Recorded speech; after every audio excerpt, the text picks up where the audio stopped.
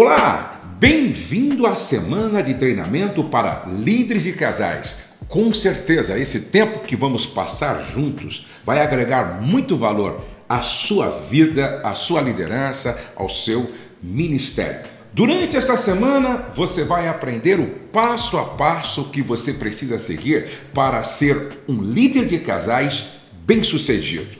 Como vai funcionar? Serão 3 aulas online onde eu vou compartilhar minha experiência nos últimos 30 anos no Ministério de Casais. Os links das aulas serão enviados por e-mail e pelos grupos do WhatsApp. Compartilhe este link com o seu pastor e com os líderes da sua igreja. Isso mesmo, vou repetir. Compartilhe este link com o seu pastor, com os líderes da sua igreja. No final dessa aula, eu vou dizer como participar do sorteio do meu livro Casamento é uma Viagem para Toda a Vida. Vamos então para a nossa aula de hoje. O nosso ministério já chegou a receber em um mês 800 pedidos de ajuda de casais que estavam vivendo à beira de um colapso conjugal. Porém, esse número é apenas uma amostra de uma realidade gigantesca no Brasil, dentro e fora da igreja. Há pastores que com frequência recebem casais vivendo crises no casamento. Estes casais, quando não socorridos, eles terminam se divorciando. E muitas vezes os pastores não sabem como resolver essas demandas na vida dos casais. Uma outra realidade que com frequência eu vejo são líderes que, quando enfrentam uma crise no casamento, por não terem acesso a mentores capacitados com as ferramentas para resolver esse tipo de problema, acabam vencidos por uma crise e impactando toda a igreja. Nada é mais devastador para uma igreja do que o casamento de um pastor destruído pelo divórcio. Veja, eu lidero há 7 anos uma clínica de restauração de casamentos em Bragança Paulista. Uma boa parte dos casais que recebemos aqui na nossa clínica diz: na minha igreja não temos um ministério voltado para casais. Depois de passarmos por aqui e voltarmos para a nossa cidade, como podemos dar continuidade no processo de tratamento? Este é um sério problema. Ter um ministério forte, voltado para os casais na igreja, é decisivo, fundamental e urgente. Os casais precisam ter uma porta aberta dentro da sua comunidade, onde eles possam buscar ajuda específica para o seu problema. O IBGE registrou que o número de divórcio no Brasil cresceu 75% em 5 anos, e isso inclui o que acontece também na igreja. Com a pandemia, aflorou os problemas nos casamentos e nas famílias. Aumentou assustadoramente a violência contra mulheres e crianças, abuso infantil, pedidos de divórcio e o fim de muitas famílias. Gente, diante desta realidade, a pergunta que fica é: a igreja, como uma comunidade terapêutica, está preparada para atender essas demandas? O resultado desta crise que destrói casamentos e arruína famílias é a normalização do divórcio, o crescimento de jovens perdidos nas drogas, adolescentes grávidas, o aumento dos meninos e meninas fazendo a opção pela homossexualidade, homens viciados em pornografia, e a sociedade vai ficando cada vez mais adoecida. Ouçam-me, se a igreja, como a comunidade terapêutica, os pastores e líderes desta nação não tomarem uma posição, isso só vai piorar. Qual é a resposta que, como igreja, nós daremos a esta realidade? Existem pessoas que foram levantadas por Deus para mudar esta situação, e talvez você seja uma delas. Você não está aqui por acaso. Esse é o início de uma grande transformação e Deus está te capacitando, mas você precisa se comprometer de entrar nesta luta comigo. Veja, há mais de 30 anos, Deus me chamou para o ministério de casais e eu passei por todos os desafios que você está enfrentando neste momento. Muitas pessoas me perguntam, como o seu ministério começou? Eu sou filho de pastor e tenho um filho que é pastor. Desde a minha adolescência eu fui influenciado pelo ministério do meu pai. Eu aprendi a amar Jesus, ser apaixonado pela Bíblia, a palavra de Deus, e também reconhecer o valor e a importância da família. O meu pai foi uma inspiração para todos nós. Desde muito cedo, eu me dediquei a servir a Deus e sempre tive muito amor pelo ministério. Era como se eu tivesse a impressão de que Deus estava me chamando para algo muito específico e eu não sabia para quê e nem como. Isso iria acontecer no futuro. Sabe, outro dia alguém me perguntou, Josué, como você descobriu o seu chamado? Essa é uma pergunta importante. Veja, eu já cooperei em todos os departamentos da igreja, construção, limpeza, departamento infantil, adolescentes, jovens, escola dominical, teatro, assistência social, missões. Sabe o que eu aprendi com tudo isso? Você descobre o seu chamado trabalhando em todos os setores e ministérios da igreja. Vai chegar um momento que você dirá, abençoar famílias e aconselhar pessoas é o que mais me realiza e me dá prazer. Aí pode estar o seu chamado. Aí pode estar a sua vocação. Agora, o chamado está atrelado à sua vocação. Porém, alguém pode perguntar, o que é vocação, Josué? Vocação é aquilo para o qual você foi criado. Vocação, chamado e propósito são três coisas inseparáveis. Por exemplo, esta caneta foi criada com o propósito de escrever. O que dá sentido a esta caneta é cumprir aquilo para o qual ela foi criada, escrever. Esse copo aqui, esse copo foi criado com o propósito de ser um recipiente de água. E o que dá sentido para o copo é estar cumprindo aquilo para o qual ele foi criado, receber água dentro dele. Uma chave de fenda foi criada para apertar parafuso. Você, eu, nós fomos criados com um propósito.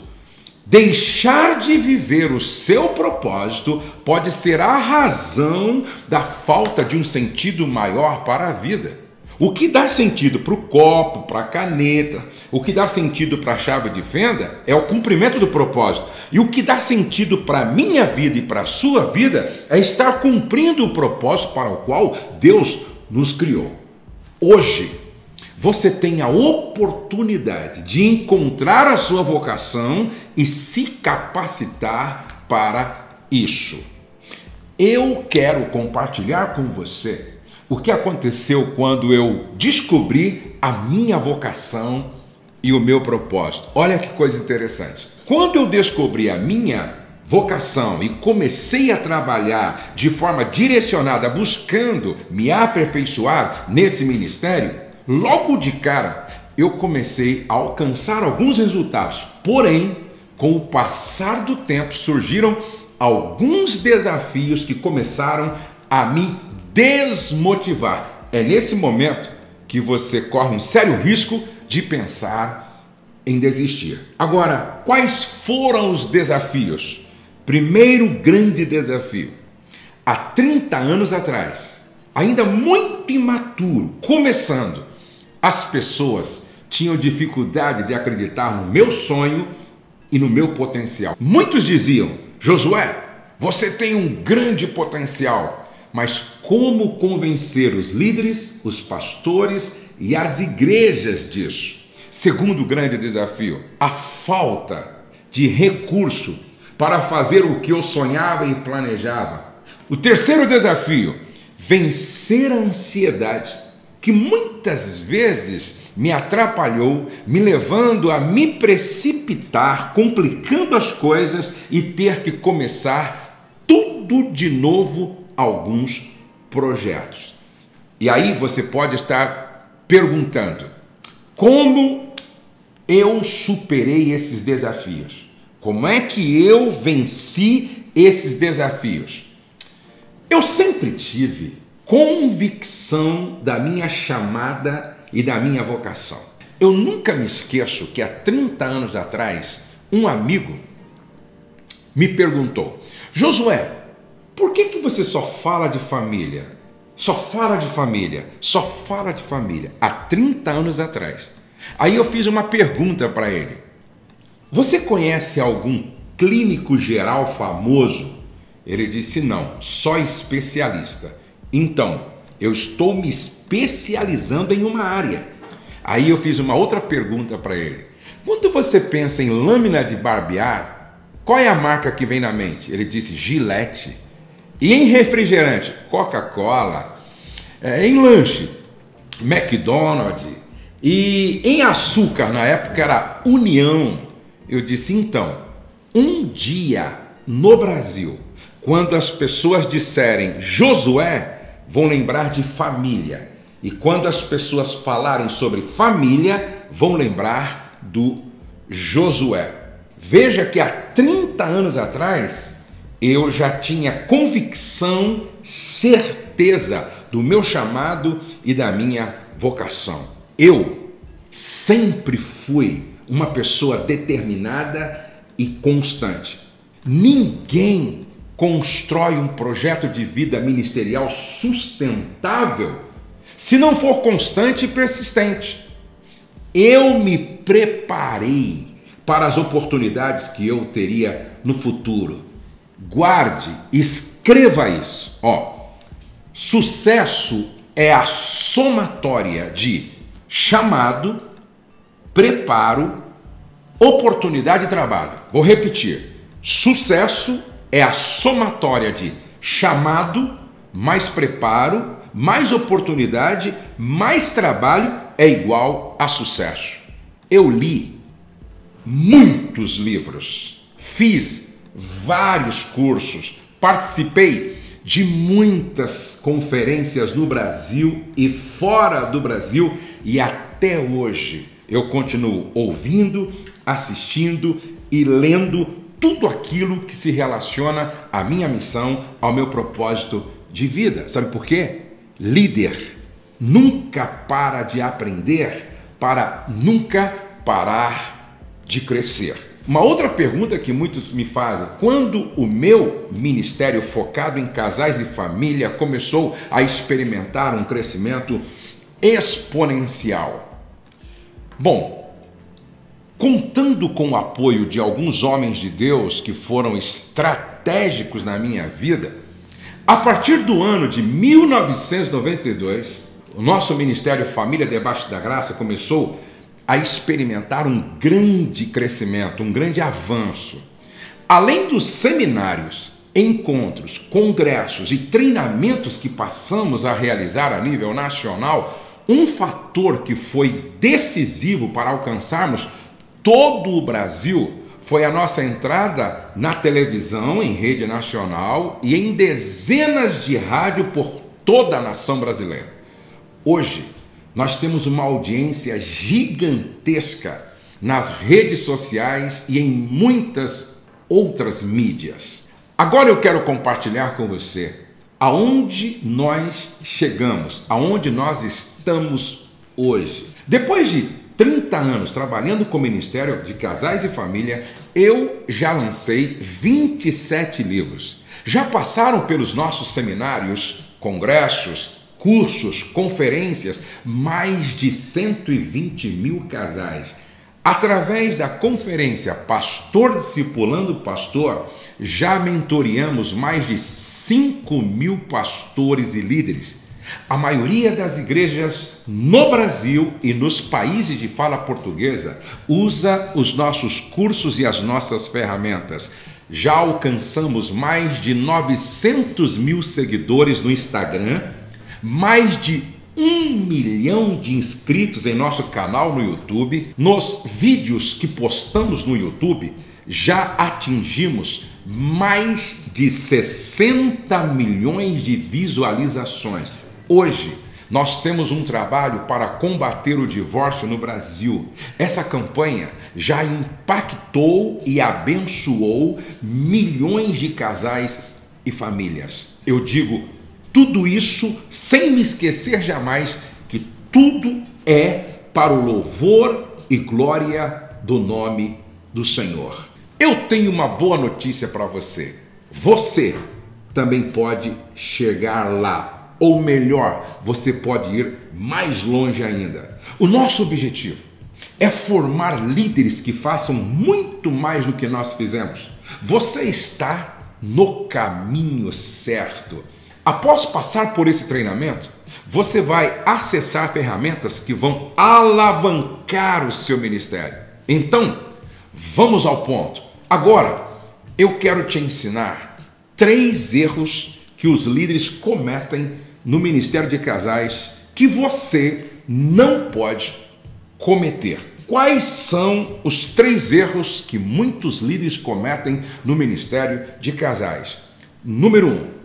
Negligenciar o chamado de Deus para a sua vida. Vou repetir. Negligenciar o chamado de Deus para a sua vida. Eu estou lembrando de um pastor que foi dar uma palestra numa escola de futebol para garotinhos, para garotos. E na palestra ele fez uma pergunta. A bola do milésimo gol do Pelé é uma bola feliz ou triste? Um garoto respondeu: é uma bola muito triste. Como assim? Essa bola está lá no museu, todos que passam por lá admiram-na, dizendo: esta bola foi a bola do milésimo gol do Pelé. O garoto então concluiu o seu raciocínio. Sabe por que é uma bola triste? Porque a bola, ela não foi criada para ficar no museu. Este não é o propósito para qual a bola foi criada. Ela seria uma bola muito feliz se estivesse no campo sendo jogada pelos jogadores. Ela estaria cumprindo o propósito para o qual ela foi criada. Qual é a conclusão que nós chegamos com essa ilustração? Nós só temos prazer e alegria em viver quando estamos cumprindo a nossa vocação, o nosso chamado e a nossa missão. Preste atenção.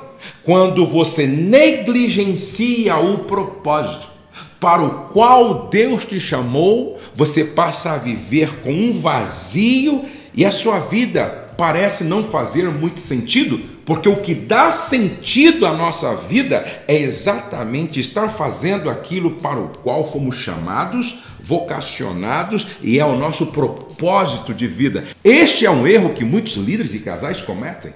O segundo erro que muitos líderes de casais cometem, e você não pode cometer, é não buscar ferramentas de capacitação e não ter mentores que te direcionam no caminho certo. É muito importante continuar investindo na capacitação.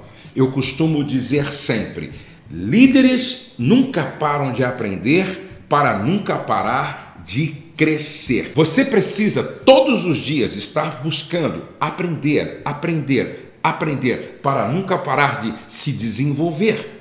Mentores. Como são importantes os mentores na nossa vida. Quem são os mentores? São aqueles mais experientes, que já chegaram aonde você deseja chegar, e eles, com as orientações e instruções, facilitam a sua vida para chegar lá, porque eles conhecem bem o caminho que você não conhece. Eu quero lembrar algumas coisas importantes desse ponto aqui. Aqueles que se acham psicólogos e não são, eles não estão preparados. Gente, é muito perigoso uma pessoa despreparada começar a dar conselhos e orientação.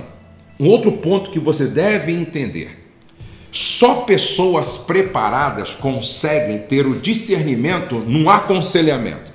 Por exemplo, nem tudo é um problema físico, nem tudo é um problema psicológico e nem tudo é um problema espiritual. Quando você está lidando com pessoas que te buscam pedindo orientação, você precisa ter discernimento. O que é espiritual? O que é emocional? E o que é físico?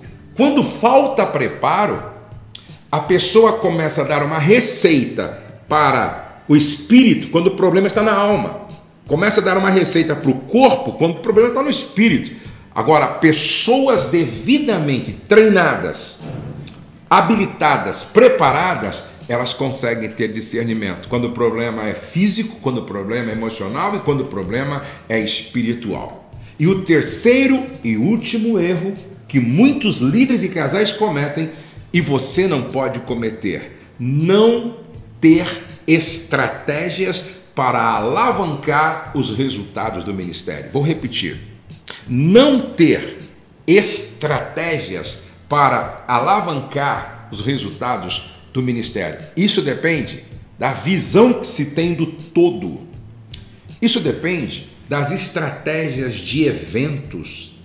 Isso depende das estratégias de captação de recursos, estratégias de divulgação, estratégias para formar novos líderes. Algumas pessoas que participam dos meus eventos, eu realizo 6 eventos nacionais todo ano. Algumas pessoas que se inscrevem para o nosso evento e chegam no evento e vê 750 casais e uma mega estrutura, pensam que isso é simples e automático e que não requer estratégias, planejamento inteligente. Se engana.